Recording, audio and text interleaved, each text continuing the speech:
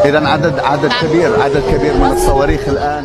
Kali ini tak ada tempat aman di Israel untuk berlindung dari serangan yang menggila dari Iran. Serangan besar tersebut ternyata menggempur sebanyak 50 bunker lebih di wilayah kota Tel Aviv. Sebanyak 320 warga sipil Israel dilaporkan tewas akibat hantaman rudal dari Teheran. Ternyata pomade yang dipakai Bang J dan kawan-kawan kini cuma 60 ribuan aja. Klik link di bawah ini ya. Cukup subscribe dan aktifkan tombol notifikasinya agar kalian tidak ketinggalan informasi putar Timnas Indonesia dari kami.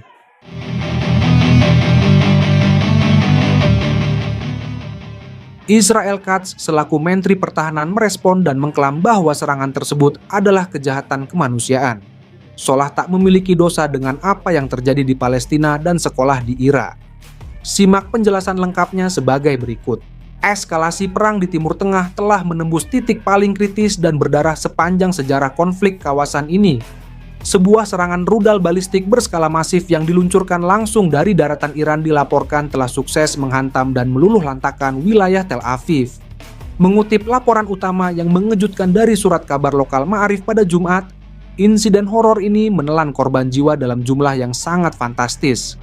Pihak IRGC dikabarkan secara presisi menargetkan sebuah fasilitas bunker perlindungan bawah tanah raksasa di jantung Tel Aviv yang selama ini dianggap tak tertembus.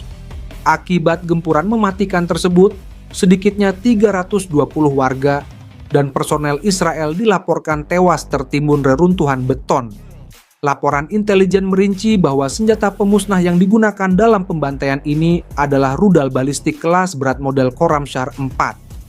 Meskipun sistem pertahanan udara Zionis diklaim sempat bekerja keras dan merontokkan puluhan proyektil lainnya di udara, hantaman rudal-rudal raksasa yang berhasil lolos sukses menciptakan ledakan beruntun dan kehancuran massal di titik-titik krusial. Menyusul tragedi berdarah yang memecahkan rekor kematian harian Israel ini, langkah diplomatik tingkat tinggi langsung dieksekusi dalam kondisi kepanikan absolut. Menurut bocoran dari portal berita Zman Yisrael, Perdana Menteri Israel Benjamin Netanyahu, yang sebelumnya dilaporkan tengah tergolek sakit akibat keracunan, langsung melakukan panggilan telepon darurat dengan Presiden Amerika Serikat Donald Trump. Panggilan ini dilakukan untuk melaporkan secara langsung situasi kritis pasca jatuhnya 320 korban jiwa tersebut. Analisis dari media lokal menyoroti dengan tajam bahwa dinamika perang terbuka dengan Iran ini berada di level yang sangat berbeda dengan operasi militer di Gaza. Eskalasi ini secara langsung menarik penuh kekuatan dan pengaruh militer Amerika Serikat ke medan tempur, menempatkan seluruh kawasan selangkah lagi menuju perang dunia yang jauh lebih luas. Namun, di tengah kengerian tersebut, sebuah ironi diplomasi kembali dipertontonkan. Seolah amnesia dengan puluhan ribu korban sipil yang jatuh di Palestina, maupun rentetan pembunuhan di Iran, Menteri Pertahanan Israel Katz tampil ke hadapan publik untuk mengutuk keras serangan mematikan Teheran tersebut. Dengan gaya playing victim yang sudah sangat lumrah dan tak mengejutkan lagi bagi komunitas internasional, Katz mengecap serangan rudal ke Tel Aviv ini sebagai kejahatan kemanusiaan murni.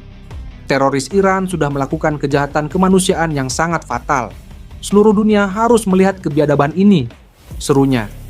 Mereka telah merusak kedamaian di negeri Zionis dan merenggut banyak nyawa tak berdosa. Israel sama sekali tidak akan tinggal diam dan akan terus memburu serta menyerang Iran tanpa henti, ancam Katz. Runtuhnya perisai udara Israel kali ini sebenarnya tak lepas dari kombinasi taktis yang disiapkan secara matang pada gelombang ke-21 dari operasi True Promise 4. Bintang utama dalam gempuran ini bukan hanya Khorramshahr 4, tetapi juga kolaborasi mematikan antara rudal balistik Khaybar Shekan dan armada drone yang dijuluki burung dari neraka, Ababil. Khaybar Shekan yang merupakan rudal berbahan bakar padat generasi ketiga, sukses bikin kalang kabut sistem pertahanan musuh berkat manuver akrobatiknya dan kecepatan luncur yang sanggup menembus Mach 2 hingga Mach 3 saat menukik mematikan menuju target akhir. Seolah belum cukup menyiksa radar musuh, langit Tel Aviv juga digelapkan oleh peluncuran serentak lebih dari 40 rudal burung neraka dalam sekali tarikan napas. Taktik gerombolan, swarm, ini secara licik dirancang untuk menciptakan efek overload memaksa sistem Iron Dome hingga David's Sling, kehabisan amunisi dan tenaga sebelum bisa menetralisir seluruh ancaman yang mengepung dari berbagai arah. Di tengah jerit kepanikan warga Israel yang kini harus membiasakan diri hidup di dalam tanah, para petinggi Iran justru makin garang menebar teror verbal kepada Paman Sam. Sekretaris Dewan Keamanan Nasional Iran, Ali Larijani, secara blak-blakan menantang nyali Washington jika mereka masih nekat memikirkan opsi invasi darat ke teritori Persia. Larijani memperingatkan bahwa pasukan IRGC sudah memanaskan neraka untuk menyambut pendaratan sepatu bot tentara Amerika. Anak-anak Imam Khomeini dan Imam Khamenei yang gagah berani saat ini sedang menunggu kedatangan kalian dengan senjata terhunus. Kami sudah sangat siap untuk mempermalukan para pejabat Amerika yang korup itu dengan cara membunuh dan menangkap ribuan pasukan kalian jika berani menginjakkan kaki di tanah kami. Ancam Larijani tanpa tedeng aling-aling, menyiratkan bahwa Teheran sudah menyiapkan skenario perang parit paling berdarah bagi militer AS. Bahkan, tak puas hanya menebar kematian di daratan Israel dan ketegangan di Samudra Hindia, Korps Garda Revolusi Islam kembali memanaskan eskalasi dengan menyasar langsung aset-aset militer Amerika Serikat di negara-negara Teluk.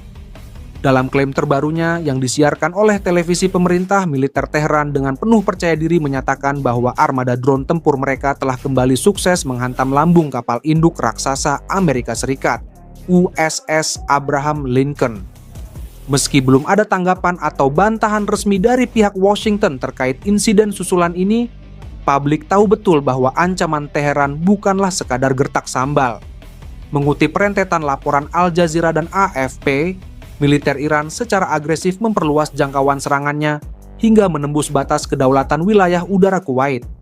Unit-unit drone tempur Angkatan Laut Iran secara terang-terangan menargetkan konsentrasi pasukan AS yang bersarang di markas Kamp Arifjan dan Kamp Udairi, Kamp Buehring, sebuah fasilitas militer utama dan sangat vital milik Pentagon di barat laut Kuwait.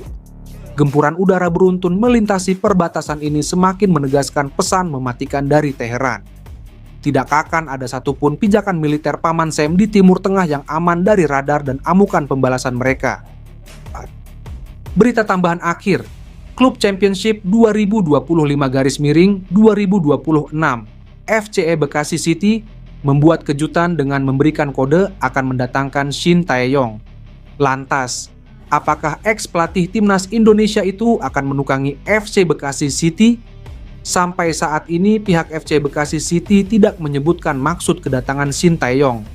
Namun yang pasti, pelatih asal Korea Selatan itu akan segera tiba di klub tersebut.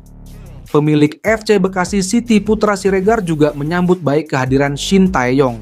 Dia segera datang, tulis FC Bekasi City.